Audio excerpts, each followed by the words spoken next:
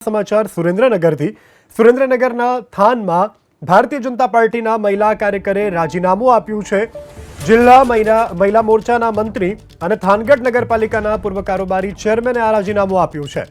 મહિલા આગેવાને ભાજપ દ્વારા નગરપાલિકાની ટિકિટમાં વહેંચણી કર્યાનો આક્ષેપ લગાવ્યો છે। પાલિકાની ટિકિટમાં ફિક્સિંગ થયાના આક્ષેપની સાથે મહિલા આગેવાને રાજીનામું આપ્યું છે।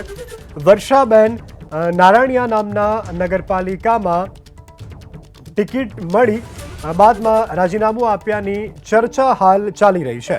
તો હાલ તો આ ચર્ચાએ જોર જગાવ્યું છે। સુરેન્દ્રનગરના થાનગઢના ભાજપના મહિલા કાર્યકરે રાજીનામું આપી દીધું છે અને રાજીનામાની સાથે અનેક તર્ક વિતર્ક અને ચર્ચાઓએ પણ જોર પકડ્યું છે। જિલ્લા મહિલા મોરચાના મંત્રી પદ પરથી તેઓએ પોતાનું રાજીનામું ધરી દીધું છે। વધુ વિગત સાથે સંવાદદાતા જિગ્નેશ આપણી સાથે ફોનલાઈન પર જોડાયા છે। જિગ્નેશ, એકાએક આ બેને રાજીનામું આપી દીધું અને ટિકિટ ફિક્સિંગની પણ વાત સામે આવી, શું વધુ વિગત?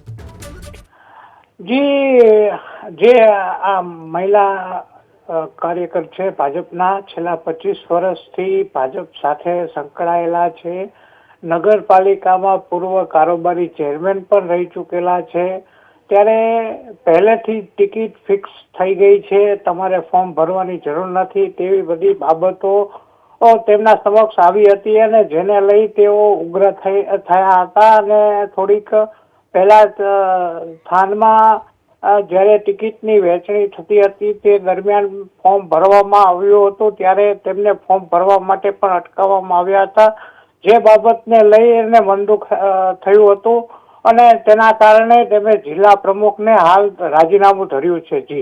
જી જિગ્નેશ, સમગ્ર જાણકારી બદલ આભાર।